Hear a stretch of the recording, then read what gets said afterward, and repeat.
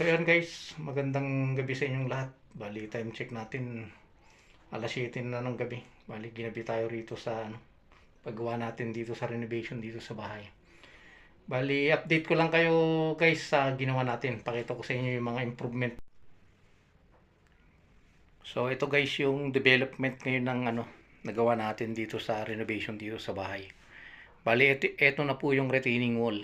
Ayan na po. Natanggal na natin yung forma. Bali nabagbag na rin natin yung divider dito dati. Yung iniwan ko na ginamit ko pinang tukuran nung forma nung nating retaining wall. Ayan. So, makikita nyo rin nakatiles na tayo. Buo na yung tiles niya hanggang dito na sa retaining wall. Nakasagad na yan. Ayan. Tapos yan. Tapos na, bali tapos na yung nito, yung tiles niya. Ayan. Tapos na yung mga tiles nito. Tapos dito, mapapansin nyo, itong sidings ko, ayan yung mga sidings, may mga design. Ayan o. Kasi itong sidings, itong plywood na to, dito galing yan, sa kisame ko.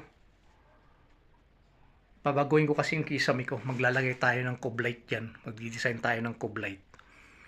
Kaya, maganda pa naman tong plywood na to, dati itong yung pinakamatagal na plywood na to yung standard na 1/4 to makapal. Hindi katulad nung plywood ngayon. Tignan nyo guys. So, 1/4 marin yan pero ang nipis. Grabe. Yan yung kinabit ko ngayon dito. Manipis. Manipis. Kaya yan, ni-recycle natin tong plywood kasi maganda pa. Para hindi naman sayang. So, ganyan na yan yung design niya. Yun na lang natin yan. Pipinturahan natin. Mamasilyahan natin yung mga duktungan, yung mga butas. Para magmukhang bago.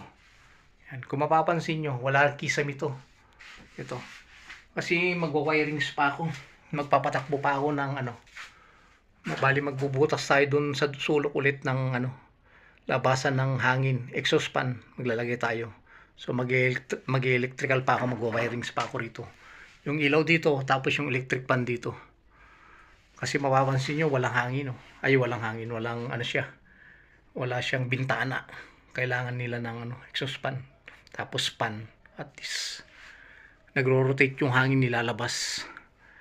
Yan.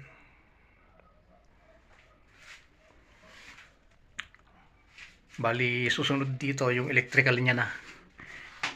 I-electricalan na natin to para may sarado na natin itong kisaming to.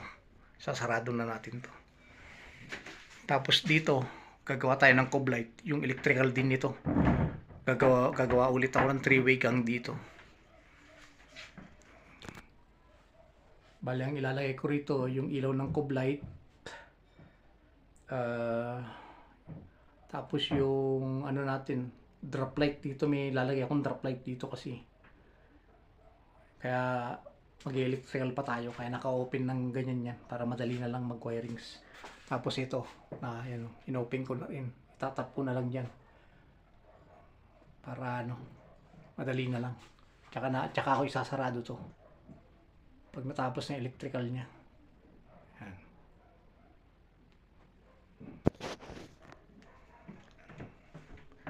Yan yung mga nagawa na natin guys.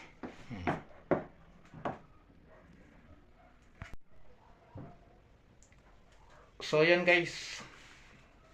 Ito muna yung development natin dito sa ginagawa nating renovation dito sa bahay. So, maraming salamat po muli sa patuloy na pagsuporta nyo sa YouTube channel natin, Kuya Wins Vlog. Huwag niyo pong kalimutang mag-like, mag-subscribe, pindutin na rin po yung notification bell para update pa po kayo sa gagawin pa nating mga video. So, ayan guys, maraming salamat po muli at magandang gabi po sa inyong lahat. Hanggang sa muli po. Bye-bye.